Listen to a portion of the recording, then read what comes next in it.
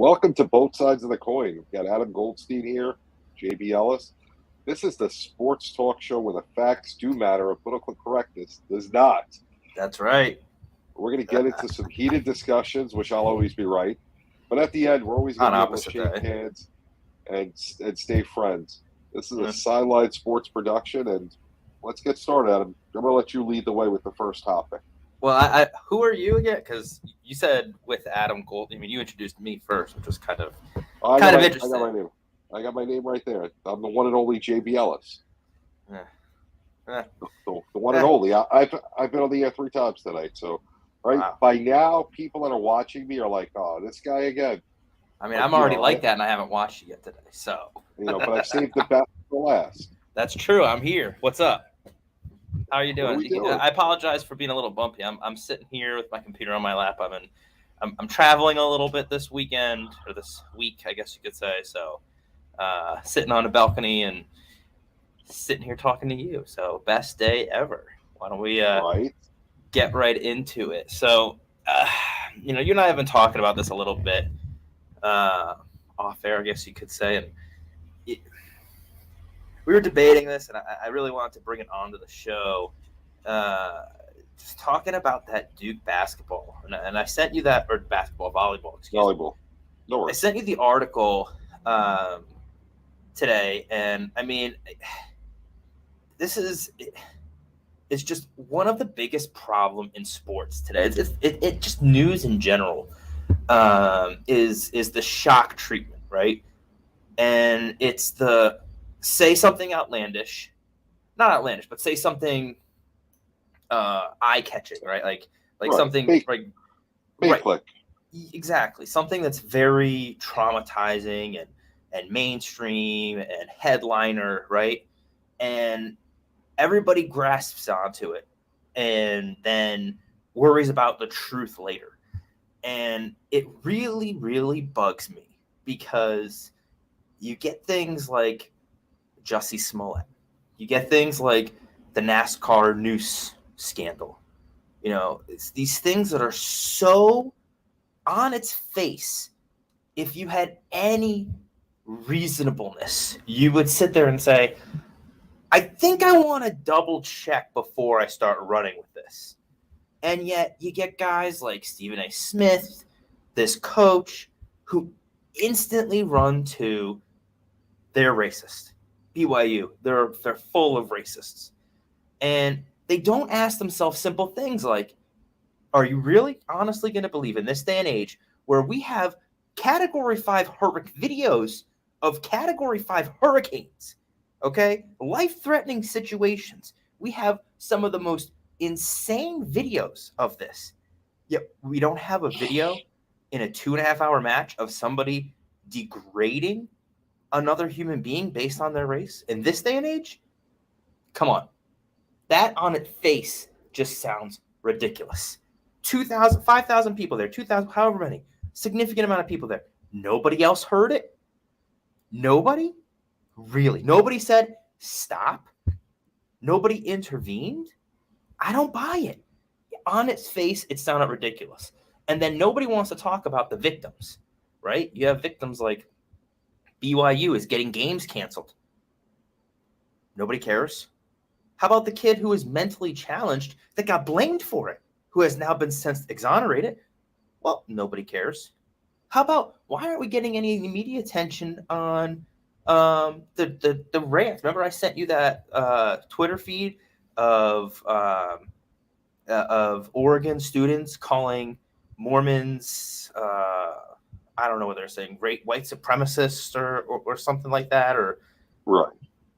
Nobody talks about that. Nobody talks about that. It's just anything that's clickbait, anything that is attention worthy, anything that you can claim this victim narrative on. Boom, must be true. Worry about the facts later. See, my whole thing with it is, if you're gonna come out with something and if it's not true, there has to be consequences. I agree. I have no problem with if it really happened, with it being reported with it, 100%. But the issue is when you have situations where it doesn't happen and you've ruined people's lives, their reputation, and cost people money, there's a problem. I mean, you're ruining the season of these BYU volleyball girls who did nothing wrong. Games are getting canceled for them, and they did nothing wrong. How about the fact that when there actual counts of racism or rape or all these other issues, the victims get downplayed because it's become so mainstream in every aspect that you stop believing the ones that are actually true because you just hear it all the time. And that's the problem. That's why there needs to be some sort of recourse. There needs to be some sort of apology. Something needs to happen where does an apology come out and say, fix the issue? We were, well, not when it's, backdated 5 years from now, the 10th page of an article and nobody knows. Stephen A. Smith should come out and say, look, maybe it happened, maybe it didn't. I don't know. Right now it looks like it's fishy, and I should have done more investigation. If he said that, I think there would be more merit to people taking into context that we can't just be this culture of who can post the most ridiculous story the fastest, but who can post the stories that are true. Right. There's who has credibility? There's no credibility anymore. There's definitely an issue with accuracy, and everybody wants to be first with everything rather than be accurate. Right. You know what? I'd rather be fifth, but my story be the accurate one. Because people will start listening to you. Exactly. And I seriously, I have such little respect for Stephen A. Smith anymore. Not because of any other reason other than it's always jump to conclusions and wait for facts later. He does this he did this with Ume Udoka, I'm so bad with his name, the Celtics coach. I know we want to talk about this later, but it's the same thing. We're gonna call him the Celtics coach when we get to that topic. I know I'm so bad at his name, but my point is that he does this over and over and over again, and it just destroys his credibility. I'm sorry, not everything is racism. It's not, and when you say it is, you are taking away from the situations that actually are, because your credibility is shot. That's my biggest problem. Because where there is, we need to address it. Okay? Yeah, I mean, that's a problem. I have a huge issue with, like I told you, none of us were there. If it did happen, there should be consequences. I do agree with you. If it happened, there should be more context. With thousands of people in the stands, there should be people that say, I heard it did happen with, corroborating blah, blah, blah. evidence. Right. With something. That, there should be something that shows that everything is, going on, and, the coach didn't hear it. None of our teammates heard it. Nobody in the entire stadium heard it. Like, at what point do we start saying, okay, 2 a.m. in Chicago, 2 MAGA country guys came and put a noose around your neck? Sounds a little weird. Sounds like you might have cooked it up. Like, at what point do we start saying this? Yeah, I mean, that to me, it's a huge issue. So I definitely, I think that you have to have something to ruin somebody's life, because you can't go back after you accuse somebody of that and say, oh, gee, sorry. It doesn't work that way in the world, because you've ruined their credibility. You did the damage already. Right. I agree. And look, I think this plays into our next topic, because I realized we probably should have done our NFL ranks first, but we can do the last 10 minutes with our NFL rankings. We can hop right into the Celtics coach. The first thing I heard about this was, he's getting suspended for a year. And then the next thing I heard was Stephen A. Smith saying that this is racism. If he was a white coach, this wouldn't have happened. And I immediately thought of John Gruden, who sent an email 10 years ago when he wasn't even a coach that was wrong. I'm not condoning what he did. It was wrong. But it was 10 years prior And he got fired instantly. Okay? You did something that violated the code of conduct, and you didn't get fired immediately, and that's racist? Explain that to me. Explain those dots of because he didn't get fired, it's racist. Because that's what Stephen A. Smith was saying. Stephen A. Smith should have fired him. What? Like, what? You seem very distracted. What? No. Repeat what you said, because I want to make sure I'm following. As I said, it's late, third show. You're distracted. Are you messaging somebody in the background? Absolutely not. I would never be messaging someone on a show. Oh, okay. Well, what's down on the right hand side of you?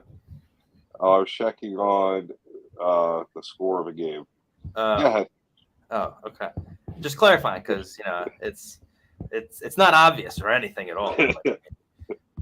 Never is it ever. Go ahead. So, I was saying that when this whole thing went down with the Celtics coach, right.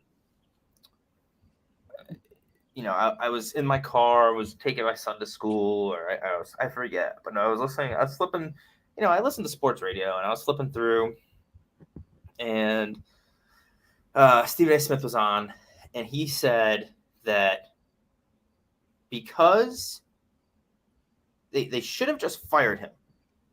They should have just fired him, and I forget the whole gist of it, but the gist was the Celtics are racist because they're dragging this out. They're trying to make him look bad, and they're trying to ruin his career. They should have just fired him. It was something along those lines. And I just that's asinine. Utterly, it was the worst take I've ever seen. And this is the problem. When you have a victim in search of a nail, okay? Or sorry, victim in search of a hammer. He's trying to attach these issues where they're not. And it's a problem. It's a problem. You can't say everything is wrong and everything is racist, because it's not. It's not. Yeah. And I immediately went to John Gruden. That's what I was saying, is that so John Gruden has an email from 10 years prior that was wrong. I'm not condoning it. I'm saying that it was prior, and he got fired for that. So I'm going to tell you the difference quickly, and I know from knowing you're not racist, so that you don't have to explain that to me. But John Gruden, his email had to do with the whole league. But it wasn't just one team. I'm saying he got fired for it. I understand, but the difference. I'm saying he got fired. I'm saying that it was from 10 years prior. What I'm saying is that the Celtics coach, did something while he violated the code of conduct actively while he was coaching, and he didn't get fired. Right, but how is that racist? I don't think it was racist. I think that's what I'm saying. Comment. That's literally what I'm saying. I understand the difference as to why one was fired and one was suspended. The Celtics was an in-house thing. Sure. The Gruden, I don't think they didn't fire him speaks to even more volumes that it wasn't racist. That's what I'm trying to say. That's the comparison that I'm trying to make here between the two, is that Gruden, who was white and did something wrong 10 years prior that wasn't a violation of code of conduct, that was more of just he's a bad person, got fired for it. Okay? Well, that would be a violation of code of conduct. It can't be, because it was 10 years prior to him being a coach. If you read the code of conduct, I'm sure it has something to do with the character clause. Right. So 25 years ago, if you were crossing the road on the wrong side in the wrong place, then you can get fired for that. Come on. Like, ridiculous. Ridiculous. I'm saying, listen, what I'm saying is that you are an at-will employee. So if the employer wants to fire you for that, they can. But my overriding point is that when you're a head coach and you actively violate the code of conduct while employed, that is a far more current, egregious violation. Not in terms of the scale of what they did, just in terms of you clearly violated the contract, because you're in the contract violating what your contract. Like, you actively are violating it. That should get you fired, and it didn't. That's what I'm trying to say. They both did very similar things in terms of violating a code of conduct. One did it 10 years prior and got fired. One did it actively and didn't. How is this racist? How? In what way, shape, or form? It's absurd. It's absurd. Again, I'm not condoning what Gruden did. Yeah. I'm not condoning what Celtics coach did. I'm not saying any of that. All I'm saying is that they're similar in the sense of violations, character, showing bad faith. One got fired and one didn't. Yeah, I'm not understanding how what the Celtics coach, his punishment has anything to do with racism. I think, to be honest with you, the fact that the Celtics did not fire him is very questionable. I mean, I would even venture a guess to say that if he was white, he probably would have been fired. I don't even care either way. I don't know why I'd want to. My thing is he the greatest coach of all time that I want to keep him after a situation like this? I don't know. I think the issue, and this is just my guess, but I think the issue is far more that they don't know how deep this goes, and if they fire him, it could look really bad if something comes out later. Like it's more like the investigation is pending. Like we're still going through this, trying to sort it out. So we're going to suspend you and still sort it out. And then, if something more egregious comes out, then they have to say, well, as soon as we heard that, then we fire you. Do you know what I'm saying? Like instead of it saying we allowed this to happen, like more stuff comes out after they fired him, and then they're the ones that get all the blame. Like, how could you let this happen under your? Okay, now you got to fire Steven. Do you know what I'm saying? Like it's more. If something worse comes out, their action is we're going to fire him and that shit's solved. Do you know what I'm saying? Like, I think that's kind of where they're going, because I have a feeling that this is just the tip of the iceberg. I think he did something. I mean, it's weird. Like, so they had a consensual relationship and then she reported him for sexual assault. Like, what? How does that make sense? I don't get it. The whole situation is just weird. It's very weird. And I mean, following when it first broke, it was somebody in the Celtics organization, then it was somebody in the organization's wife. There's been reports of who it may be because they took down their social media. And I'm like, looking at that, I'm like, that's just such a bad look. And really if I was running the organization, I don't know, I wouldn't want that person to coach my team. I don't care what race they are, what nationality, what sex they are. It shouldn't even be a question. Like, no, that should not even be a question. No, and the same thing with Gruden. I wouldn't want that guy coaching my team either. I wouldn't want him coaching my team for other reasons. To me, that whole crap. We're talking about what happened when he was let go, and with that coming out, that to me would lead me to question his thought process. And I don't think I want a person like that coaching my team. And to me, that I just don't get it. I don't understand Stephen A's point, but I don't understand a lot of things about Stephen A that he says and does. I do know Stephen A grew up in Philadelphia, worked for the New York Daily News. I've read his work growing up. He's a different person now than he was way back when. He's learned how to talk and make a lot of money just saying things, and more power to him. Yeah, goes to speak to, doesn't matter if the facts are right. All that matters is clicks, attention, headlines. Get the facts right later. It's a big problem, and I think in every situation, I'd have a lot more respect if he admitted when he was wrong. He's not going to. He's never going to. Listen, there's something to be said. There's two things in life I try to do. If I don't know something, I like to admit I don't know. I don't care. Say that a lot, so it makes sense. I don't care, whatever. Listen, I don't know everything. But when I do know when I say something, I try to be accurate. And if I'm wrong, I try to accept responsibility for being wrong, because that's part of life. Because I want my credibility to be, when you watch something I say, that if I say it, I believe it to be true. And the media has no credibility, so and he's a major part of it. And I mean, the whole vaccine thing and how, I mean, like there's all these things coming out about the vaccine, and now they're sweeping under the rug of these deaths that are happening in Europe. No one wants to talk about, and then they're sweeping under the rug like, oh yeah, now if you're vaccinated or not vaccinated, you're basically the same person now. It's like what? How does what? How did that just happen? Like, and the media pushed. I mean, what they did to Kyrie was absurd. I mean, they made him a villain. They did the same thing to Aaron Rodgers, and I can't stand Aaron Rodgers, but they did the same thing to him. They tried to vilify him, and he's like, you realize the first day they brought out somebody to tell us that we should be vaccinated, and if you're not vaccinated and you cause an outbreak, your whole team is screwed. And he was asking questions, and basically the whole team knew he wasn't vaccinated. Everybody knew it. And then when he got sick, the media came down on him. It's like he tried to hide. Remember, they were trying to blame him like he was trying to hide that he was vaccinated, which was total BS, totally made up. Like, ugh, the media, I just can't stand them.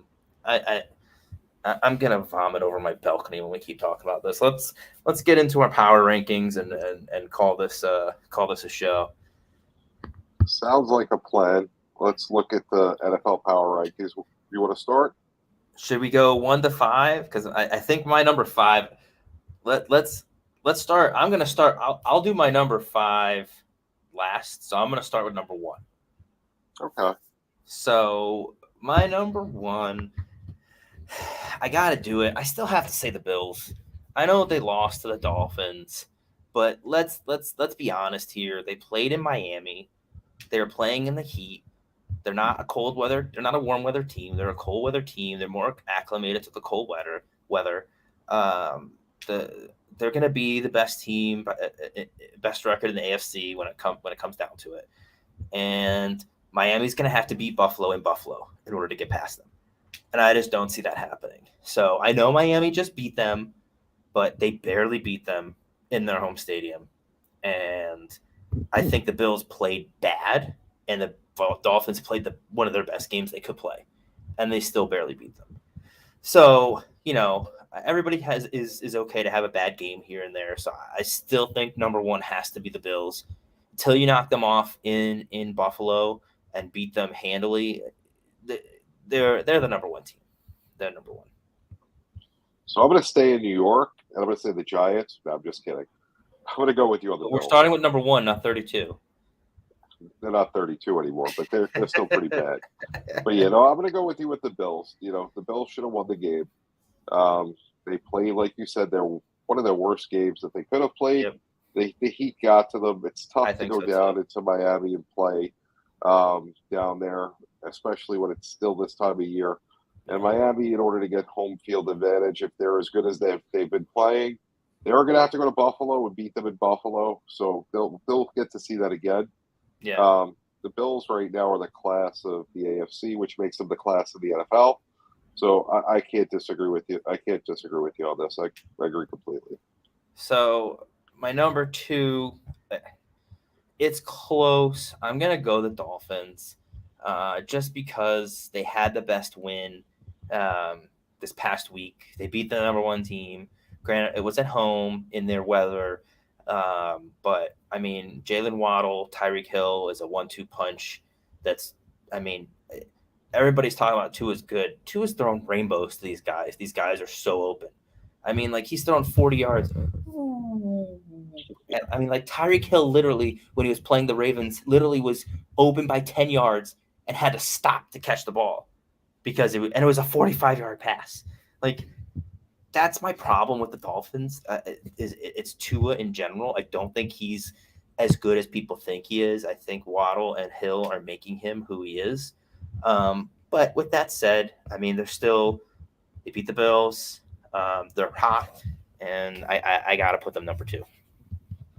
So, I mean, that's a great choice. I'm going to go with the other undefeated team. I'm going to go with the Eagles, only because the Eagles at this point could have blown out every team that they've played. They've taken their foot off the gas in games. They haven't played anybody, though. This is what I keep saying. You can only play who's on your schedule. This is the week 3 power ranking. What are they going to do when they play against a team that can stop Jalen Hurts from running on them and So, force once him again, to be a pocket passer. This is what we've seen so far this year. This is going to change from week to week. They could have scored 100 points on the Redskins had they wanted to. They took the foot off the gas. So could Alabama. They could have scored 70 points on Detroit. They took the foot off the gas. They didn't take their foot off the gas. That game they almost lost. Detroit came back. They almost lost. They destroyed Minnesota on Monday night. Yeah, that's a real accomplishment. Them and everybody else has destroyed Minnesota on Monday night. Kirk Cousins can only play the lights and he's schedule. You can only play who's on your schedule, though. So right now, those are the 3 games that they had. So that it is what it is. Kirk Cousins Monday night. And Minnesota's 2-1. Detroit's been in every game they played. So they can't listen. I don't disagree, but no, they're not. For right now, I'm going to say them. They're definitely not number 2. It's definitely the Dolphins. Number 3, I'm going to go with Kansas City. I know that's a bad loss in Indy, but again, Bieniemy, he is just awful. He's not Bieniemy, it's the enemy. He's the enemy of the team. He's terrible. They need to fire him. He is such a bad coach. Ugh, I can't stand it. Every time he argues with Mahomes, it's like, dude, Mahomes is the reason why you're even remotely considered for coaching jobs. You stink. He's so bad. He's just so bad. Like, ugh, I can't stand him. But anyway, the reason they lost that game is because of their field goal kicker being hurt. And I don't know why they didn't bring in a better kicker. That was a dumb mistake. Hopefully they fix that this week. But, I mean, they have a field goal kicker. That game's not even close. Chris Jones had a really bad penalty at the end. It was on the road, and that was a must-win game for Indy. If they lost that game, went to 0-3, their season's over. So, all those things, it's a bad loss. But again, I still think KC, it's going to be KC and Buffalo at the end of the year, just like it was last year. They're the 2 best teams. Mahomes is the best quarterback in the NFL. He just is. It's not Brady anymore. It's not Rodgers. Mahomes is the best quarterback in the NFL. Josh Allen is definitely a close second, but he needs some hardware before you can say he's better than Mahomes. Yeah, I agree with you on that. Mahomes is number 1. He just is. And especially after the way he beat Josh Allen last year. Josh Allen has to beat Mahomes, has to get some hardware before you consider him better than Mahomes. So I'm going to put them at number 3. So I'm going to do my 3 and 4 real quick. So Sure. I'm going to do Dolphins at 3 because they're 3-0. They had the great comeback win against Are Baltimore. they 3-0? Are they 2-1? Yeah, they're 3-0. So that's the only reason why they're going to be on this Right. list, and they beat Buffalo, who's ahead of them on my list. So I'm going to put them 3rd. Pretty much the same reasons you said. I'm not going to bother repeating them. And Kansas City is going to go 4th for pretty much exactly what you said. I think when it's all said and done, this list is going to change. Miami's going to drop to a top 7, top 8 team. But Kansas City 10. will move up. Kansas City will move up and stay similar to where they are now. In the 4th spot, they may move up a spot or 2, but they're going to be around when it's all said and done. Not having Tyreek Hill, I don't think it makes a difference. Mahomes is good enough. He knows how to get rid of the ball. That I agree. Their defense is better than what it was. Yep. It was a bad loss, but again, Indy had to win, like you said. And I think the thing with KC is they're a lot less explosive. They're definitely a lot less explosive, but they're far more balanced. Clyde Edwards-Helaire is having a much better season, which I think makes Mahomes better because you have to take him into account. You can't just drop 8 every time in coverage or 4 and bring a blitz or, you can't bracket Tyreek anymore. He can throw to anybody. He's not favoring any target. He's looking for the open guy. I think that makes him. And not just that, they also may have been looking past the game to Tampa this week. Yeah, that too. It was definitely a trap game. It was definitely a trap game. That's why I don't take it to heart. Like I said, the fact that if they had Harrison Bucker, they would have 100%. They won the game. They win the game. 100%. So, and I think he was definitely a surprise inactive. I think that they expected him to play and he just didn't. And I think that was definitely a surprise on their part. So I think, all that played into Indy winning that game. So in any event, my number 4 is going to be the Crackles. I can't stand them. They're 3-0.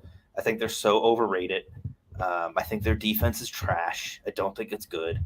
I think that Hurts is good, but can he? He still has not been able to prove he can pass from the pocket. He runs the ball and gets open and kills you with his legs. If you take his legs away, can they still beat you? That's the question. And they're going to play defenses that are going to stop him. They're going to spy him, and they're going to stop him, and he's going to have to beat him from the pocket. And can he beat you with his arm? That's the question. And maybe he can, but until he proves that, I can't put them any higher than number 4. And I think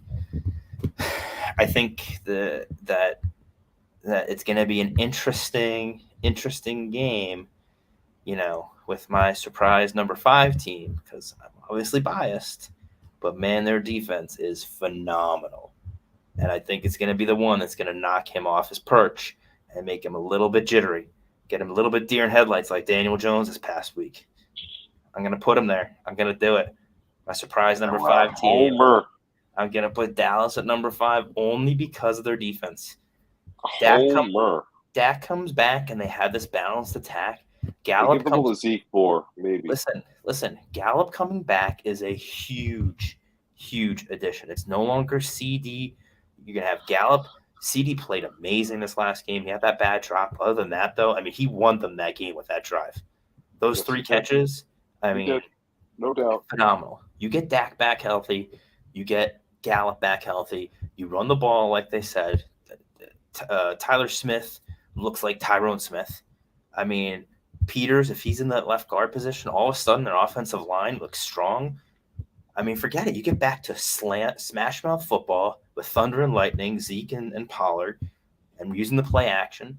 And instead of having Dak throw the ball 50 times, you lean on that defense. And there's something that you cannot argue. Can't argue. They have, if not number 1, the second best player in all football on their team. Micah Parsons is by far and away either number 1 or number 2. You can say Aaron Donald. I don't know. He's definitely the most impactful player in the NFL right now. I mean, he literally on every single pass play is involved. I'm not going to say he's number 1, but he's in the top 2, 3 easy. It's either him or Aaron Donald. I mean, it's either him. I mean, he literally takes over football games. Listen, that literally defense, takes over football games. I had a couple of people say, "Wow, this is a horrible game." That was a great game to watch. Watching the Dallas defense. The first half was a little boring, but the second half was awesome. Oh, it was a defensive battle. I mean, the referees were horrible. So bad.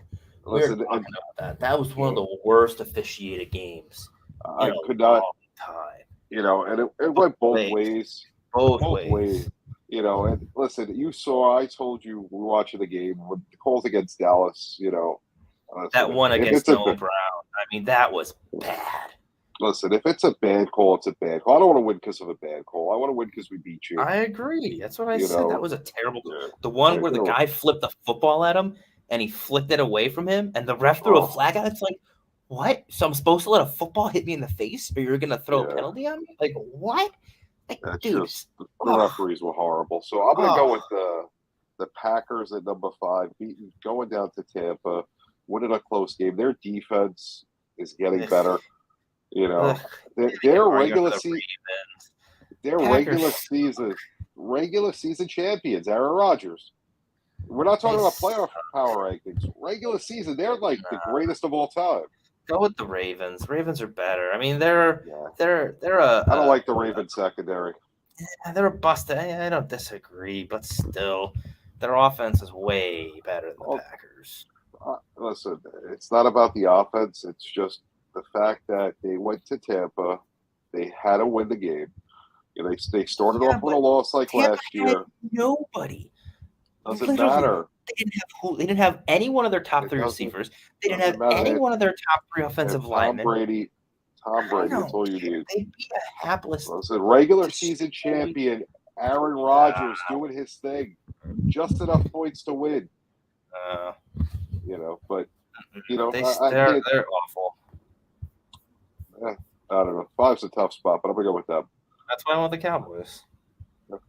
I have no problem with the Cowboys there. I don't like it, but I have no problem with it. It's their defense.